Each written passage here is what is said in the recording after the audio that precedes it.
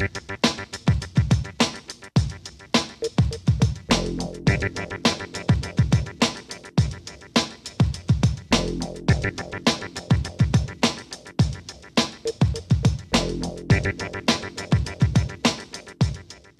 Expressão de hoje recebe, numa gentileza da Academia Mineira de Letras, uma das escritoras mais importantes da língua portuguesa e imortal, Nélida Pinhon. Nélida, primeiramente, muito obrigado por receber o Expressão. Mas é um prazer para mim estar em Minas, estar com vocês, desfrutar da vossa acolhida e generosidade. Então, Nélida, para começar, vamos falar do Coração da Ilha. Você não é uma memorialista, mas você escreveu uma memória. Como foi produzi-lo? Engraçado, de certo modo, a propósito dessas perguntas que me fazem, eu observei que desde menina eu guardo papéis. De tal forma que minha mãe dizia, mas minha filha, que mania você tem de guardar papel? Eu respondia brincando, eu acho que eu vou virar uma amanuense em vez de ser uma escritora. Ou seja, eu sempre deixei na minha casa rastros da minha vida, da minha biografia e da biografia dos meus contemporâneos. Porque a sua biografia não é individual. Ou a sua história. Se enlaça com a história de todos. É uma rede, na verdade. É uma rede, muito boa observação. Porque daí eu vi observar neste livro a sociologia brasileira. Porque é uma história que insere essa menina Nélida, filha neta de imigrantes, uma menina brasileira, depois uma mulher brasileira, uma mulher internacional, uma mulher universal, como é a tendência humana, né? E a minha formação de literatura dentro do Brasil e do mundo. Você não está sozinho na sua busca, não há trégua na vida humana. Você nasceu no Rio, o Rio tem suas peculiaridades culturais. Mas e a Galícia, onde você morou? Quais foram os choques culturais que você sofreu? Não houve choque nenhum, quer dizer, só um dia, só uma hora. E mesmo assim ficamos 2 anos nessa oportunidade. O choque que eu tive foi quando o barco atracou em Vigo, que é um porto, né? E eu vi os familiares de meu pai lá embaixo, as mulheres vestidas de negro. E chovia, fazia frio, porque era em novembro, né? Eu olhei aquele pessoal acenando, né? Desejando me abraçar, como se eu fosse a meninazinha Jesus, menino Jesus chegando a Galícia, presépio, né? Eu fiquei horrorizada e depois falavam-me numa língua que eu não entendia, que eu achava rústica, uma língua arcaica, né? Que eu logo percebi, porém, que tinha doçuras, né? Que era uma língua lírica que emprestava o seu som e o seu arcabouço à grande poesia, né? De modo que naquele momento eu tive um choque, mas logo eu venci esse choque e quando, sobretudo, fomos com aqueles carros todos, aquelas malas, nós levamos malas, porque naquela época a Espanha vivia uma miséria terrível. Então nós desembarcamos com sabonete, fazendas de seda, goiabada, tudo que resistisse. Levaram um pouco do Brasil para lá. Do Brasil, mas era para dar de presente e para ajudar a sobrevivência de todos ali, não é isso? E quando, afinal, depois de 1h30, nós chegamos a porta da aldeia do meu pai, pela chuva, estava tudo com lama, não havia como passar. E trouxeram carros de bois. Você veja só a odisseia para chegar a essa aldeia.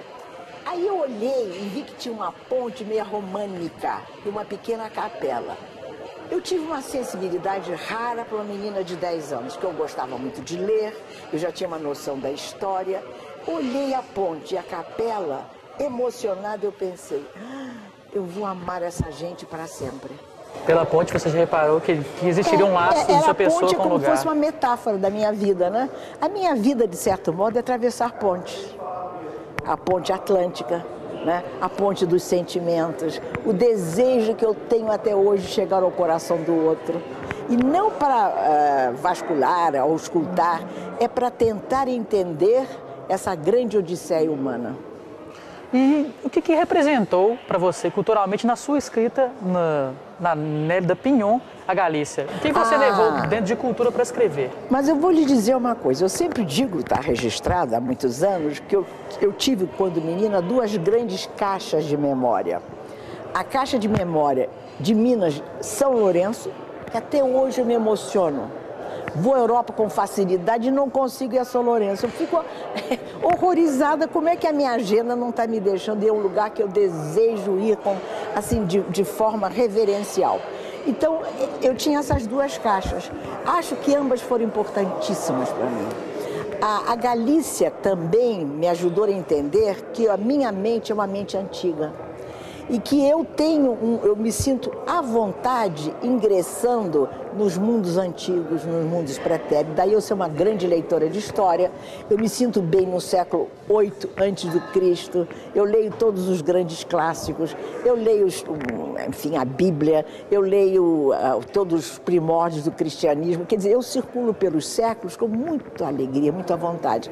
Portanto, eu entendi que, sendo tão antiga, a minha imaginação era antiga também. De modo que, e além do mais, eu percebi outra coisa, que isso é uma descoberta que eu tive lá, menina.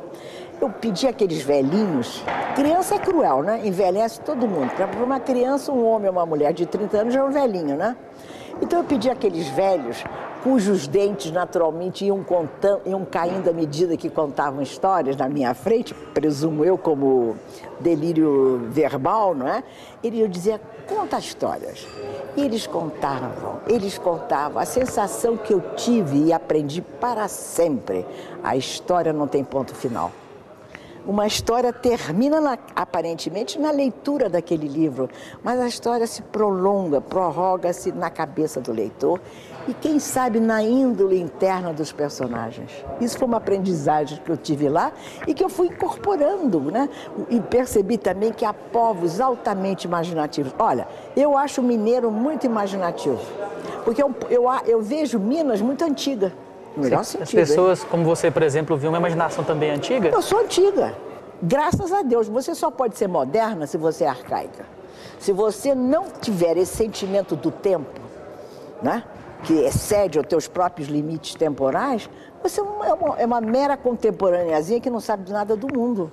E falando nisso, o mapa guia do Gabriel Arcanjo, você tinha uma linguagem e propõe uma diferenciação da palavra, né? Mesmo com essa imaginação, você buscava isso também. Que eu tinha entendido, porque eu me lembro que eu teria meus 14 anos, eu 13, eu voltei de uma viagem à Bahia, onde nós tínhamos parentes, e eu tinha instado a um primo meu da minha geração, Serafim Pinhon. Eu disse, Serafim, olha só uma menina bem educada, filha dos meus pais, colégio alemão. Eu disse, Serafim, vamos ver a zona aqui da Bahia? Ele ficou horrorizado.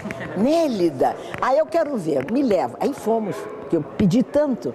Eu fiquei fascinada, né? Então aquilo me marcou. E cheguei no Rio de Janeiro, fiz um conto de um jovem que se apaixona por uma prostituta. E ela não se apaixona, não lhe devolve o amor e vai descendo. E eu tenho uma ladeira, então eu coloco assim, num determinado momento, uma ladeira íngreme.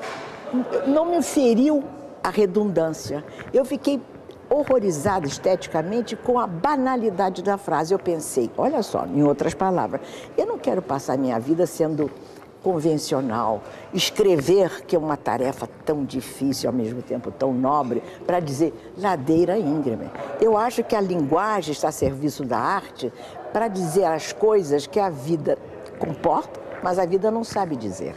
A arte é que sabe dizer. Você buscava, então, ultrapassar esses limites convencionais da própria palavra. Perfeito. Até hoje, mesmo numa história que eu esteja, uma narrativa sequencial, né? Eu entendo que uma frase, se você mudar a ordem das palavras, ou dentro de um parágrafo, se você mudar a sequência, se você de repente fizer, vamos dizer, uma sincronia tal, ou o contrário, muda totalmente o conceito. Ou seja, nós seres humanos criamos um sistema, que é a linguagem, de uma riqueza absolutamente extraordinária. Ou seja, nós devemos ter profundo orgulho de termos conseguido forjar o que nos excede, mas que somos nós. Mas então, Nélida, que repercussão teve isso para você e para os críticos na época, essa busca dessa palavra? Eu fui muito vítima, né? Eu fui muito admirada por algumas pessoas e fui muito criticada. E além do mais, como eu já surgi defendendo certos pontos de vista, embora eu tivesse sido sempre uma mulher jovem, bem educada, nunca fui agressiva de me impor, mas eu senti que eu fui, de algum modo, vítima da minha originalidade. Porque começaram a dizer naquela oportunidade que eu seria uma autora difícil, que é uma chancela ingrata. É como elitista. Se uma crítica quisesse dizer que eu era elitista. Como não? A arte é da elite, mas não é da elite dos ricos, é da elite do povo. Machado de Assis é elite, mas é do povo brasileiro. Filhos, netos de escravos, autodidata, mulato e gago. A arte não é ingênua. Por favor, Aleijadinho, você olha para ele, os 12 profetas lá em Congonhas, que é uma das paixões da minha vida, porque eu iniciei a República dos Sonhos, meu romance, à sombra dele, ficando 40 dias em Congonhas, encerrada num quarto de pensão, olhando para eles. Aquilo é uma obra-prima extraordinária que motivou uma discussão que eu tive na Europa, porque diziam que a América Latina não tinha um extraordinário escultor, e muito menos o Brasil. Eu me insurgi, gente... O Aleijadinho é um supremo escultor. E você acha que tem simplicidade? Aquilo tem volume, tem forma, tem monumentalidade, mas tem um código ali dentro que você fica espantada como é que aquele homem pôde apossar-se do código vigente, do código da sociologia da época, do código de Minas, do código dos insurgentes, né? E fez uma epopeia de pedra. Eu fico tão emocionada, aliás, eu fiquei agora emocionada, quando eu vejo Aleijadinho, que é uma coisa... Então, tudo isso para lhes dizer, a arte é ingênua, a grande arte é ingênua, Shakespeare é ingênuo, Cervantes é ingênuo. Você até hoje lê os grandes textos e você tem a sensação que eles têm tal modernidade. Por quê? Porque eles trazem no seu fulcro, no seu germe, o que corresponde ao que nós somos hoje. Só os medíocres é que traduzem a vida. Traduzem no sentido de esgotar o ritmo da vida.